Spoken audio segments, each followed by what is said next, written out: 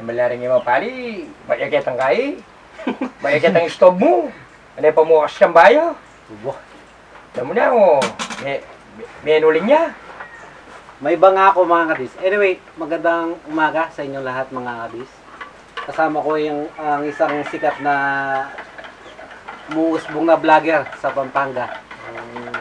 Pinsan po ng aking may bahay. Hello po! Si Paul. Umuusbong na vlogger dito sa mga comedy na, yung ano niya, content. Sa ano sila, sa FB. Ayan. Nabansagan po siyang Borbolen. Na Paul?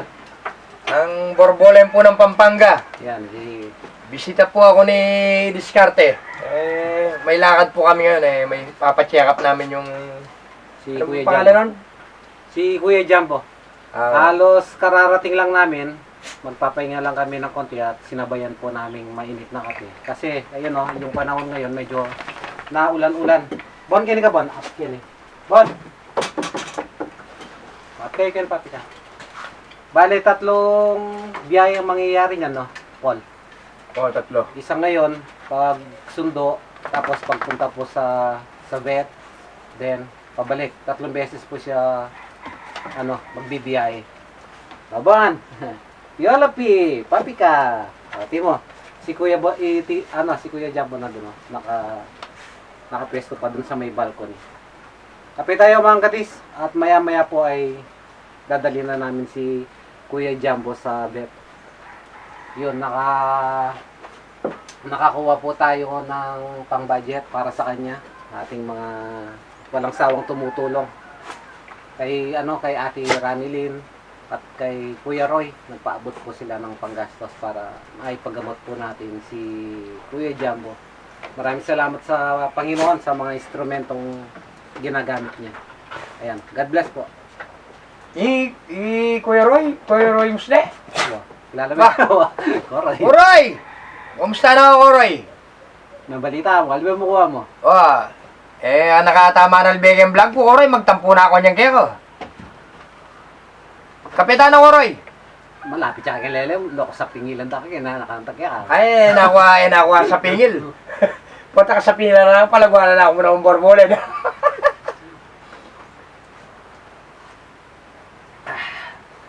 Naman yung kape. Masarap po yung kape pagka mainit. Ban, ipapaluto ko na yung chimkian mo, Ban, ha? Iwan ko muna si Jong, mga kadis, siya yung magluluto. At babalikan ko na lang sila mamayang, ewan ko kung anong oras po kami matatapos. Binilan ko na po sila ng ulam nila. Anong piolo? Ang sabi ng mga nagkomento sa mga shot niya kapag pinapakain ko, ang ganda daw ng mata, tsaka mabait. Mabait talaga si Piolo. Magaling po siyang maghintay. Sit ka lang. Sit ka Piolo. Sit. Di ba? Sit. Papi ka, sit. Ano bawan? Ako, tapos ang bonbon kayong kain na, Bago lang bili to pero sinira ni Pipito, pinagkakagat niya. Lalagyan ko ng tali para safety kami sa biyahe. Baka hindi kasi sanay sumakay si Kuya Jambo. Kailangan ko siyang kargayin mga kadis. Tignan ko kung mabubuhat ko. Super heavy niya. Ayun. Alis na kami mga kadis. Balik ka dun, Piolo. Huwag ka sasama.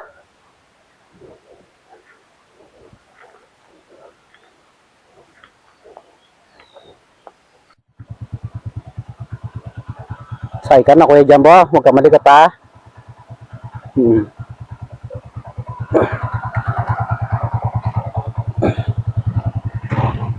Sit ka lang. Sit. Good boy na ako pala, eh. Wow. Sige mga kadis, kita-kits po tayo dun sa kanyang doktor.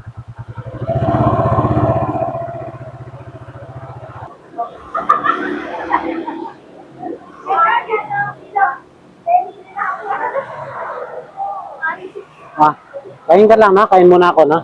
Diyan, na. Nabusog ka? Nabusog si Kuya Jumbo. Na? Katatapos lang namin kumain mga kadis. Hintayin lang po namin si Doc. Marami pong pasyente sa loob. Lakas pa naman ng ulan, oh. Mabuti hindi nilalamig si Kuya Jumbo. At mga surgery po kasi siya. So ngayon, pasensya na sir, hindi mo na po siya.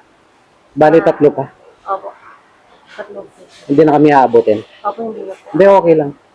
Kung ano, balik na lang kami bukas. Na. Okay. Okay. Thank you, ma'am. Okay. Yun mga kabis. Balik na lang po tayo sa bukas. Para ano, mas maaga. Marami kasing pasyente si Doc na ang tawag doon, mas surgery.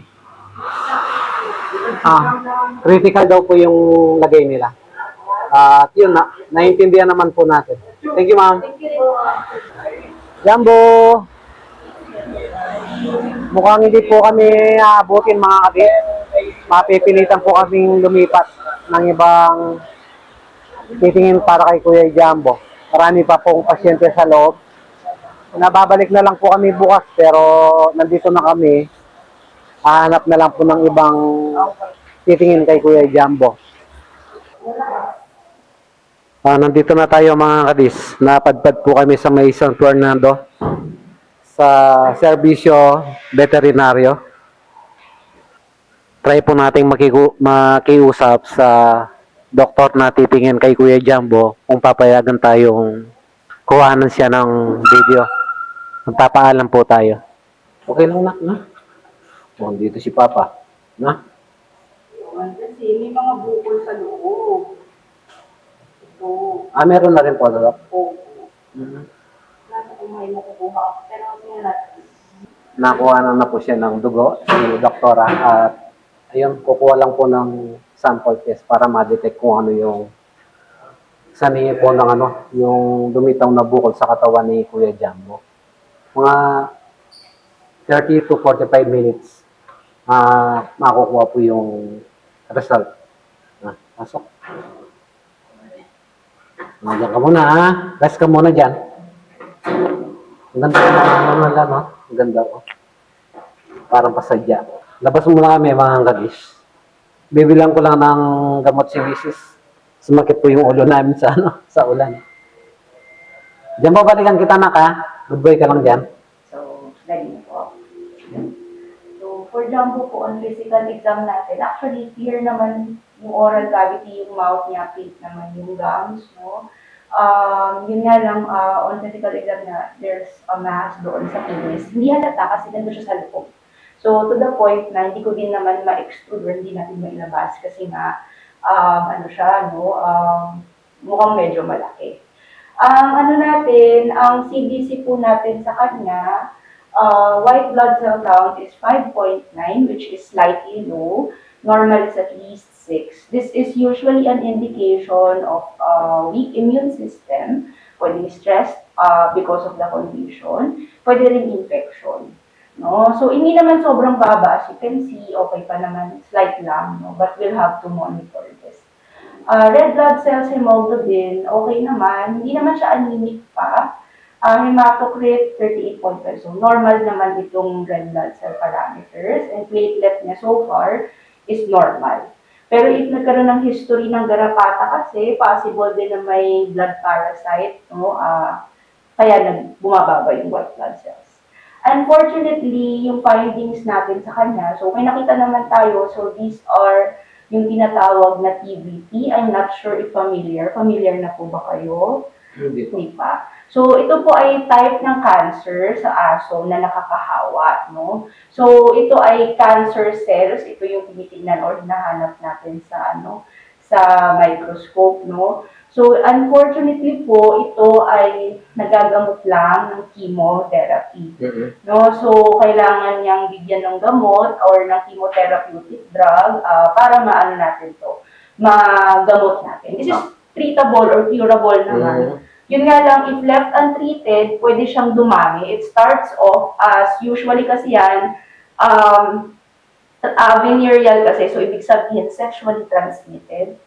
Pwede rin na, kunyari, nagdidila sila, so naglibig sila, so pwedeng nadidilaan or nakuha niya from other dogs din. So you have to check din yung other dogs mo, baka may carrier. Tapos, yun nga, sexual contact, no? And ito, usually, sa ari siya tumutubo, no? Pag lumalala ng dumadami, pwedeng tumubo sa skin, pwede din sa mga mucous membrane, so sa mga gums, no, sa ilong, sometimes tumutubo yun. Sa kanya, no, so parang may ilan na tayo nakikita sa skin. So possible din naman na yun talaga yun, no. Ang kahit pa paano naman, good news is treatable naman siya with chemotherapy. So, ang chemotherapy session natin, usually, no, in average, is 3 weeks. Actually, minimum pala niya is 3 weeks. So, weekly yun na magtuturok tayo ng gamot sa kanya para mapatay natin itong cancer cells. Ang catch na lang talaga is number 1, kailangan muna natin hintayin na mag-improve or pataasin natin ng konting white blood cells. Kasi parang sa tao din, no, ang chemotherapy nila, so pwedeng magpapagpababa ng white blood cells lalo, so baka magsacom siya sa infection. And then, yun, we have to make sure na okay siya or mukhang kakayanin naman niya. Usually naman po, maganda yung response nila sa ganitong type ng chemotherapy pag PBT. So, usually, responsive naman sila. Ang ano lang natin, ang downside is nakakahawa siya. So, kailangan ihiwalay natin talaga siya from other dogs. Tapos, ma-prevent na magdila-dila siya, especially yung mga tumutulong discharge. Kasi yun ay pwedeng lalong kumalat or pwedeng lalong dumami. No? So, yun yung babantayan po natin. For Jumbo po, ang recommendation po is maggamot muna tayo. At least 1 week. Pero 2 weeks na itong nireseta kong antibiotic. So, we can give doxycycline. This is an antibiotic po. Broad spectrum siya, no? So, para sa body weight niya, 1 tablet lang muna twice a day for 2 weeks po ito. Ideally after kumain. So, you can mix sa chicken, sa mga treats niya para mas madali pa. Twice a day po, Doktora? Opo, twice a day po. And then, immunol naman po is an immunomodulator. So, papalakas to ng resistensya. So, supplement lang po ito, no? 2 ml twice a day for up to 1 month naman ito. And then, iron supplement. So, B-complex and iron. So, para doon lang din sa red blood cells. Hindi naman siya anemic right now. Pero baka kasi kailanganin niya in the future. Yun nga lang po, ang doxy at iron should not be given at the same time. So, nirecommend ko at least 3 hours apart. After 1 week po, ideally next week, we do CBC, at least CBC. Kapag nakita natin kasi na tumaas na yung white blood cell count, normal na siya, we can start with chemo. Yung chemo, medyo mahal nga lang siya. Kinumpute ko yung para sa body weight niya is nasa around 2,880 per session yun. Yun yung gamot. Usually naman, we do not recommend confinement for these cases. Mga within 15-30 minutes of observation, inuwi na sila.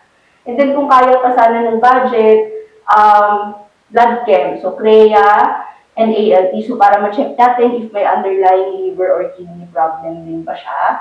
Kasi baka hindi maganda yung response niya sa chemo, no? So, depende sa results nito, kung pwede rin natin pwede natin i-discontinue or i-delay muna yung chemotherapy. Magkano na po, Doktora, yung CREA? CREA ALT test po, nasa around, po siya, single. So, mga around 6,600, so mga around 1,213 siya per, yung dalawa na yun. Ang po natin, ideally po, for management, this is very important na hiwalay siya from other dogs kasi nga nakakahawa. So, once na mahawa yung other dogs, ang gamot lang din talaga is chemo. So, we don't want that naman. Possible po kaya, Doktora, na ma-transfer na sa ibang kasi medyo 2 weeks na. Actually, oo. Papa-observe ko nga rin sa inyo kung sino pa yung magkakaroon ng symptoms. May chance naman na hindi talaga sila mahawa. Pero malaki ang chance, lalo na kung may daily contact sila. So, for observation yung mga yun. No? If ever, check natin kapag may usually naman sa ari nga po, so yun yung babantayan nyo kung may mga bloody discharge.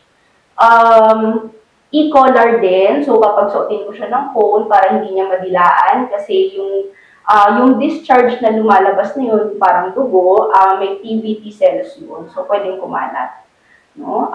Pag dinidilaan niya. And ayun po, dairy or iron should not be given at the same time as doxy. So, bawal din po yung gatas or cheese, no? Hindi pwede kasi made-deactivate yung antibiotic natin. If wala kayong choice, kailangan talaga magbigay or gusto niya, at least 3 hours apart naman. So, hintay lang tayo. And then, ideally din po, pwede kasi siyang makahawa sa tao. Pero hindi naman ganun ka-taas yung chance, no? Pero ideally, we always wash our hands. Tapos, you can use gloves din naman. Lalo na paghahawakan yung penis niya, maglilinis ng discharge, no? At saka yung mucous membrane ng bibig. Ideally po, after 1 week, we do at least CBC lang para makita natin if parang fit na ba siya. Pagka fit na siya, then we can do chemo. If hindi pa din, we'll have to discontinue muna. Kumbaga, ano muna natin, hindi muna natin isa-start. Tapos, yun, titignan natin muna yung response niya week by week po ito. Yung chemo po, doktora, once a week lang yun? Opo, once a week. So, bali 3 sessions. Opo, at least 3 sessions. On the 3rd session, we'll do another impression smear or pwede rin tayong mag-aspiration cytology. So, para lang makita ko if may cells pa. Kasi if meron pa, i-extend pa natin yung treatment. Pero kung wala na, pwedeng last session na natin yung 3rd one. So, ito, ideally tuloy-tuloy, pero at least CBC siya before mag-chemo kasi nga kung masyadong mababa yung white blood cells, hindi natin itutuloy. Tapos, ayun, kung kaya din, mag-ALT creatinine tayo before tayo mag-chemo. No, para lang makita kung may iba pa tayong problem. Kasi of course, hindi naman basta-basta yung gamot na ibibigay natin. Okay. Doktora, sa mga nagmamahal po kay Jumbo, meron po ba silang dapat ipag-alala? O pwede kong magamot o may pag-asa po ba? Ano naman po ito, very treatable naman po yung TBT. So, as long as makakapag-chemo tayo, usually maganda naman po yung response rate nila. Okay. Bihira, sobrang bihira ng mga hindi talaga gumaling. Yung iba, you can see, kahit yung iba malalaking tumor, so you can see significant improvement after a few weeks lang ng treatment. Okay. So, ayun. Ang ano ko lang ay sana mag-improve na yung white blood cells niya para by next time, makapag-start na. Konting-konti lang po naman, no? Opo, konti na. Wala naman pong doktora. Pwede ibigay para Tawa-tawa powder, doktora. Pwede po. Tawa-tawa, pwede. Actually, ang pwede niyong itry is yung mga guyabano, ganyan. So, may mga anti-cancer properties yun. Pero, again, wala naman siyang therapeutic use talaga. So, we can try that. Pero, the best that we can offer is chemotherapy talaga. Pwede naman yung mga supplements po na usually guyabano yung may anti-cancer. Tawa-tawa, hindi pa naman kailangan for now. Usually yun, I'm not sure. Pero, ang ano ko naman dun is pag mababa yung platelet. Tapos yun, wala naman restriction, food, water, ganun lang, same as usual. Wala kang bawal na pagkain? Wala naman po. Ang bawal lang is makihalubilo muna siya with other dogs kasi baka makahawa. No? So, another chemotherapy na naman yun. Matayin lang si Pepito kasi naalala niya yung If pwede naman natin i-check up kahit after 2 weeks pa, tingnan natin kung meron. Pero kung may ma-observe kayo na bloody discharge doon sa ari or sa bibig nila, may mga bukol, pwede naman natin i-check. Ito po ipapaprint na lang natin. So may copy naman kayo nitong official results. Tsaka, reseta po. If may questions or concerns, andito naman yung contact details namin. So phone, may Viber po ito, email, tsaka yung Facebook page po natin.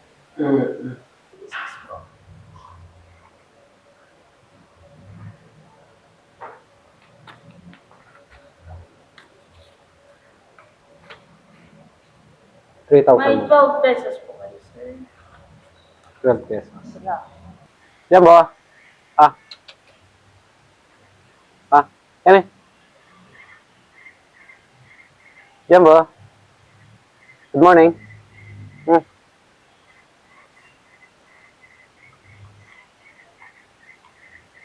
Hmm. Napainom ko na mga kadis ang doxycycline every 12 hours for 2 weeks. At ito yung kanyang pagkain. Pinaglaga siya ni Mrs. ng nilagang manok. Nilagay ko na rin po yung kanyang Immunol. Immunol 2 ml. Na nakamix na po sa kanyang pagkain. Bali, ito yung mga niresetang gamot ni Dr. Erica sa Serbisyo Veterinaryo sa may San Fernando. Doxycycline. Dito ka, Jumbo, anak. Dito ka. Kain ka. Wait lang mga kadis. Jumbo. Natatakot yata. Oh, may... Dito ka na. Tara.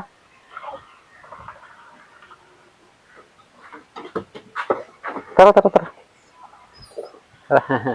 Tara, babay. Tara. Jumbo. Tara. Kain ka lang, na. Tara. Ma'am, bulog ka.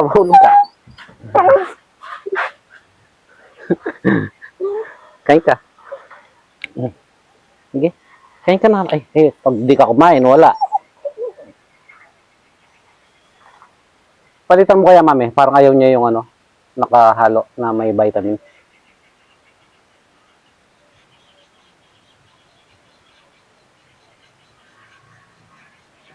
Ito, Jumbo. Tara. Wait lang mga kadis. Pero may kapanga naman Ditap.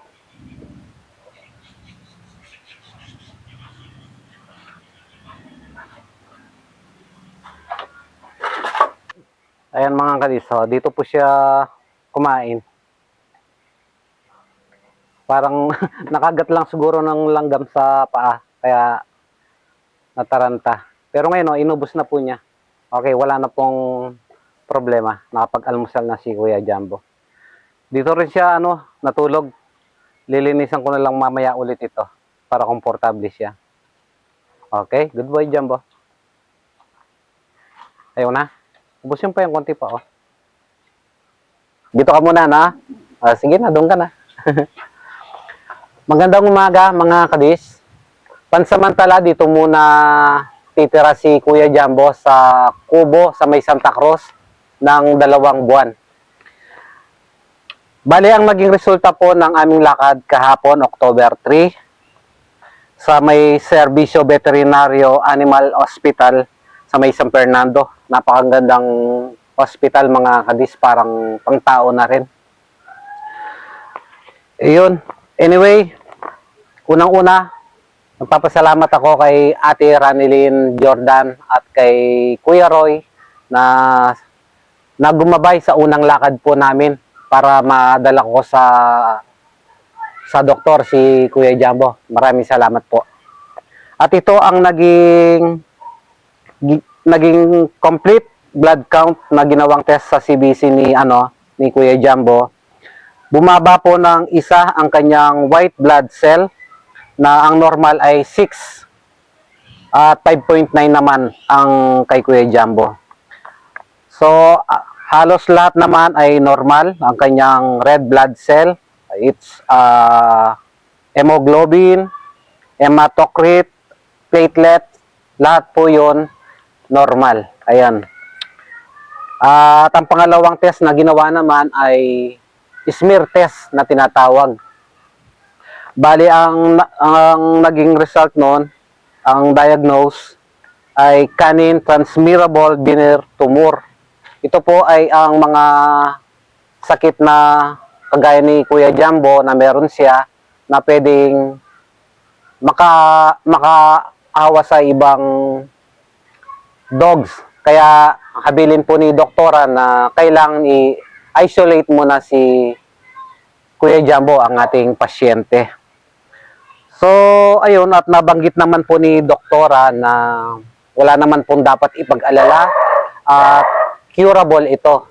Magagamot ito kung mabibigyan po ng tamang lunas, at yun nga ang nai-recommenda po ni doktora ay yung chemotherapy. Bali, kailangan po niya ng 3 sessions para mapagaling si Kuya Jambo. So, yun. Gusto ko po sanang tulungan si Kuya Jambo, mga kadis, na mapagamot. Gusto ko po siyang makasama pa. Kailangan ko po ng 3 session para magawa yun para kay Jambo. Kaya ginagawan ko po ang video na ito, mga kadis. Sinasabi ko po sa inyo kasi viewers po namin kayo at para updated na rin po kayo. At yun, gustong-gusto ko talaga siyang tulungan. Kaya nakikiusap na lang ako, mga kadis, kung napapanood po ninyo ang video na ito, kung maaari ay wag po kayong sana na mag-skip ng ads. Napakalaking tulong na po nun, mga kadiskarte. At ito, mga kadis, ang mga niresetang gamot ni Doktora: doxycycline, immunol syrup, iron B complex. Ang Dr. fee naman, 450, CBC test, 810, ang smear test, 450. So, ayun, bali ang binayaran po namin ay umabot ng kulang sa 3,000. Nagbigay din po ako ng 1,000 para sa inarkila po naming tricycle. Ayan, maraming salamat kay Sir Paul na halos maghapon po niya kaming sinamahan at nagpalipat-lipat kami ng lugar para makahanap ng mas magandang doktor na magaling na titingin kay Jambo. Chut. Wala na kaya akong nakalimutan. Okay. Okay na siguro. So, ayun. Magpapasalamat na lang ako, mga kadish. Unang-una sa mga solid na taga-suporta ng Diskarte Channel. At sa mga hindi nag-skip ng ads, napakalaking tulong nun para sa mga food ng mga tropa pips at sa pangsuporta sa kailangan na gamot ni Kuya Jambo. Sa mga sumusunod, yung palaging mga nagpapadala, pambili ng dog food sa mga tropa pips, sila po ang mga sponsors natin. Unang-una sa pamilyang Musni, kay Kuya Roy, kay Ate Gemma, kay TJ. Nagkausap po kami ni Kuya Roy kagabi na ang sinabi sa akin ay sagot na niya ang unang session na gagawin sa chemotherapy ni Kuya Jambo. Napakasaya ko, mga kadis. At yun, bago matulog, talagang nagpasalamat ako sa Panginoon at pinagdasal ko na rin ng pamilya nila na sana biyayaan sila ng mas marami. At yun, maraming salamat din sa kay Ate Ranilyn Jordan na always na nagsusupport sa pamilya ko, sa mga tropa pips. Ayun, nagpaabot po siya ng 7,000 sa unang lakad po namin ni Kuya Jambo. At pinaabot ang 1,000 para kay Tropang Jong na pang merienda niya. So, may natitirang 6,000 at yun po ay ginamit namin sa unang lakad ni Kuya Jambo at ang karagdagang pinadala rin ni Kuya Roy. May natira po kaming panggastos, may natira po kaming halos mahigit 3,000, pero itatabi ko na yon for safety para sa ikalawang session sa chemotherapy ni Jambo. Bale, ang third session na lang ay ang iniisip ko niyan. Pero actually, nag-chat yung tunay na may-ari na kay Kuya Jambo, yung kapatid ko, at ang kanyang anak na si JM. Siya kasi ang tunay na may-ari, mga kadis. Ngayon ay nasa ibang bansa na sila. Shoutout sa kapatid ko, kay Kuya Rolly Lumibaw, Ate Dena, at sa kanilang anak na si JM. Bale, tutulong sila, mga kadis, magpapaabot sila ng panggastos sa third session ni Kuya Jambo. So yun, napakalaking tulong at napakabuti po ng Panginoon. Bali, ang ipoprovide ko na lang sa mga makukuha kong sweldo ay ang mga ibang gamot na kailangan ni Kuya Jambo at sa mga pagkain pa ng mga tropa pips. So yun, maraming salamat po sa lahat ng mga instrumento na ginagamit ni Lord. At yun, pangatlo kay ninang ni Samson, kay Ate Elisa Kubota na nasa Japan, na always din na nagsusupport sa food ng mga tropa pips. Ayun. At siya rin po ang nagpagawa sa mga pustiso ni Jong. Maraming salamat, Ate Elisa. God bless po. Mag-ingat lang kayo palagi sa inyong trabaho. At pang-apat na always din, si Ate Opelia Sala. Ayan, ate, maraming salamat sa pagmamahal mo sa mga tropa pips. Sa pambili ng mga dog food nila. Ingat ka lang dyan, ate. God bless. Then, always din, nagpapasalamat ako kay Ate Olivia Macmillan na always na nagsusupport sa pamilya ko. Hindi lamang sa mga tropa pips. Ayan, bale, nagpapaabot din siya na minsan pang merienda po namin, pang budget sa panggas. At yun, nagpapaabot din minsan kay Jong. Maraming salamat, Ate Olivia, sa pagmamahal mo sa pamilya ko at sa mga tropa pips. God bless po. At yun, sunod, kina Ate Ellen Gold, Sevilla, kay Angel de la Cruz, Ma'am Pauline B, na nagpaabot ng mga pambili ng ulam. Ayun, maraming salamat, Ma'am Pauline B. Salamat kay Ate Ellen Gold Sevilla, Ate Angel de la Cruz, kay Ma'am Sophia Wilson, kay Ma'am Gladys Pestano na nagsusupport chat. Maraming salamat po. Kay Mr. Leo, kay Ma'am Maria, kay Ma'am Ivy Beltran and Techi Balvin, at marami pa pong iba.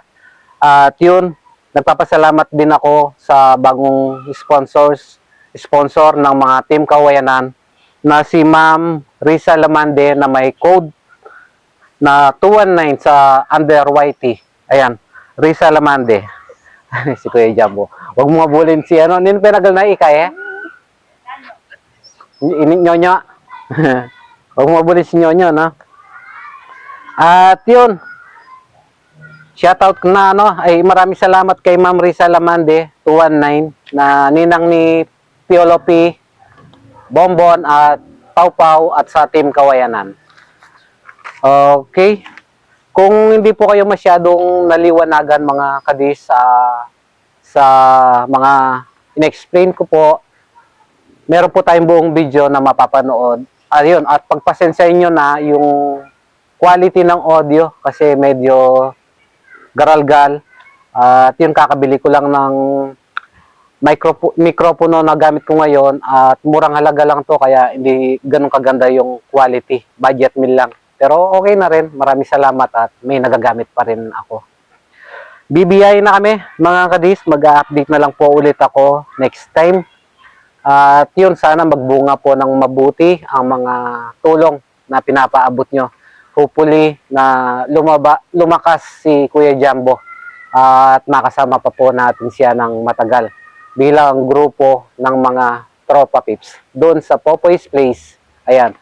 Muli, maraming salamat. Pinapaabot ko po. God bless. Jambo, tara! Sama ka? Naninibago si Kuya Jambo eh. Anyway, bibiyahin na kami. Maninibago ako nito. Mamayang pakakainin ko yung mga tropa pips doon. Pagbigay ko ng mga treats nila, absent siya. Okay. Gora na kami mga kadis. Para sa mga tropa pips naman doon. Doon naman yun ang pakakainin natin. Kita-kits po tayo sa susunod naming video.